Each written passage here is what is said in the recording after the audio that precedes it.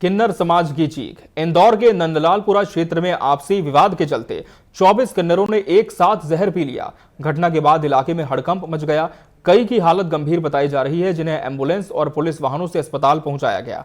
बताया जा रहा है कि यह विवाद पिछले कई दिनों से चल रहा था, जिस पर पहले एसआईटी गठित हुई थी, लेकिन कार्रवाई ठप पड़ी थी। घटना के बाद प्रशासन में हड़कंप है। तो तस्वीरें आपके सामने, जब किन्नरों ने जहर का सेवन किया, इसके बाद आनन फानन में इन्हें अस्पताल पहुंचाया गया। बताया जा रहा है कि 24 इनकी संख्या है जिन्होंने जहर पी लिया। आपसी विवाद से ये पूरा झगड़ा शुरू हुआ और ये इतना ज्यादा खतरनाक हो गया कि 24 किन्नरों ने आत्महत्या करने का प्रयास किया, जहर का सेवन कर लिया। अब जिस हॉस्पिटल में इन्हें भर्ती किया गया है, वहां पर इनका उपचार जारी है। डॉक्टर ने क्या कुछ कहा है इन किन्नरों की स्थिति पर, पहले आपको वो सुनाते हैं।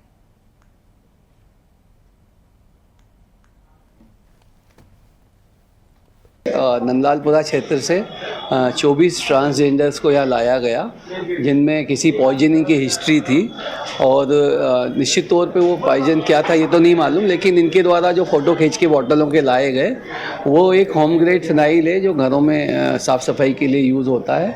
और इन 24 को ही यहाँ भर्ती करके उपचार प्रारंभ हो गया है और MYH अस्पताल के रेजिडेंट डॉक्टर्स, उसके अलावा यहाँ के प्रोफेसर्स, उन्होंने भी इनको देखा है और देखने के बाद 2 रोगियों को मेडिकल ICU में रखा गया है। शेष 22 की हालत खतरे से बाहर है और 2 के बारे में भी वर्तमान स्थिति में बहुत चिंताजनक नहीं है, लेकिन उनको ऑब्जर्वेशन के हिसाब से मेडिकल ICU में रखा गया है।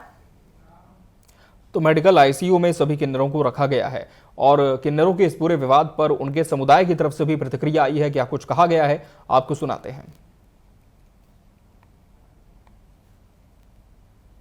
ये कारण इसके लिए है कि सपना हाजी, राजा हाशमी और तुमको बोलू अक्षय कुमायूं, पत्रकार पंकज जैन, ये हमारे घर पे जैसे अभी बीच में हमारा कुछ वो हो गया था, लफड़ा हो गया था ना बीच में हिंदू मुसलमान का, उसके अंदर ये आने लगे और ये हमारे किन्नर को ब्लैकमेल करने लगे। उसके साथ में रेप किया उन्होंने, तो 3 महीने पहले रेप किया। तो हम इसके लिए शर्म के मारे के क्या मैसेज जाएगा लोगों को, आज किन्नरों को भी नहीं छोड़ रहे, बहन बेटी को तो नहीं छोड़ते थे, किन्नरों को भी नहीं छोड़ रहे। हमारी ये मांग है कि सपना हाजी पे कायमी की जाए, उसको गिरफ्तार की जाए, राजा हाशमी को गिरफ्तार किया जाए और पंकज जैन को गिरफ्तार किया जाए और तुमको बोलो अक्षय कुमायूं को भी गिरफ्तार किया जाए।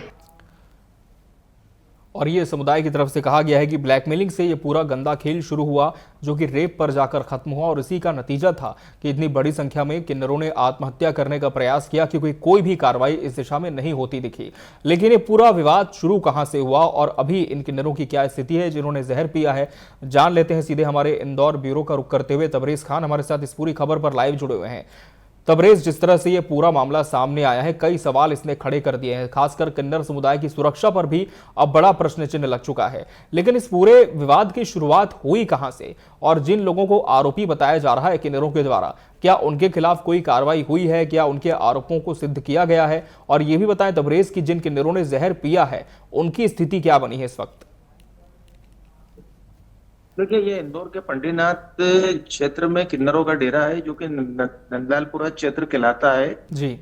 और काफी समय से इनके 2 गुटों में ये विवाद चला आ रहा है। उसी को लेकर की कल ये घटना हुई है। मैं आपको बताना चाहूंगा, कल ही एक FIR दुष्कर्म की और ब्लैकमेलिंग की अक्षय जैन और पंकज और कुछ अन्य के खिलाफ पंडीनाथ थाने पर हुई थी। उसके बाद ये रात में घटनाक्रम हुआ है, जो सामूहिक सुसाइड करने का प्रयास किया गया है। उसके बाद पुलिस मौके पर पहुंची और जिस कमरे में इन्होंने जो जहरीला पदार्थ पिया था उसको खुलवाया गया और इनको आनन फानन में एम्बुलेंस से MYH पहुंचाया गया, जहां पर इनको डॉक्टरों की टीम ने सभी का इलाज प्रारंभ किया। अभी वर्तमान में 2 किन्नरों की हालत गंभीर है, बाकी सभी खतरे से बाहर हैं। पुलिस पूरे मामले को लाइन अप करके जांच कर रही है और इसके अंदर जिन लोगों के नाम लिए हैं उनके खिलाफ पुलिस कार्रवाई कर रही है। जी बिल्कुल। किन्नर जिन्होंने जहर का सेवन किया है तबरेज, उनकी स्थिति क्या पता चल पा रही है? क्या खतरे से बाहर है सभी?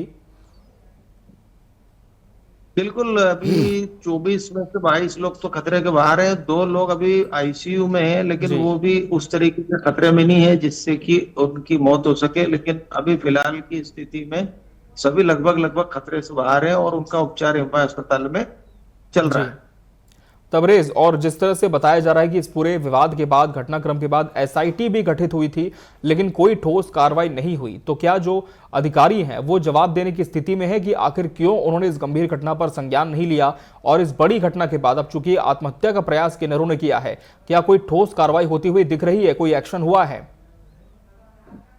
देखिए, पूर्व में एसआईटी गठित हुई थी और जी। उस एसआईटी ने उसमें जांच भी की थी, लेकिन उस एसआईटी के अंदर जो मुख्य अधिकारी थे उनका तबादला हो गया था। उसके बाद से वो जांच ठंडे बस्ते में चली गई थी, जिसको लेकर के भी किन्नर समाज में पुलिस जी। प्रशासन से इसको लेकर की एतराज जताया था। लेकिन अभी जो घटना हुई है उसको लेकर के प्रशासन गंभीर है, और जिस वजह से ये घटना हुई उसको लेकर के प्रशासन सख्त कार्रवाई करने की बात कह रहा है। और अभी जो फिलहाल की स्थिति है वो सामान्य है।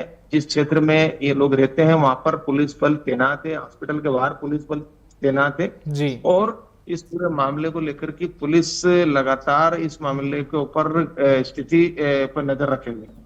बिल्कुल, फिलहाल देखना होगा कि कब तक अंतिम न्याय इस समुदाय को मिल पाता है और कब तक खतरे से बाहर इन सभी किन्नरों की स्थिति आ पाती है। बहुत बहुत शुक्रिया आपका हमसे जुड़ने के लिए इस पूरी खबर पर।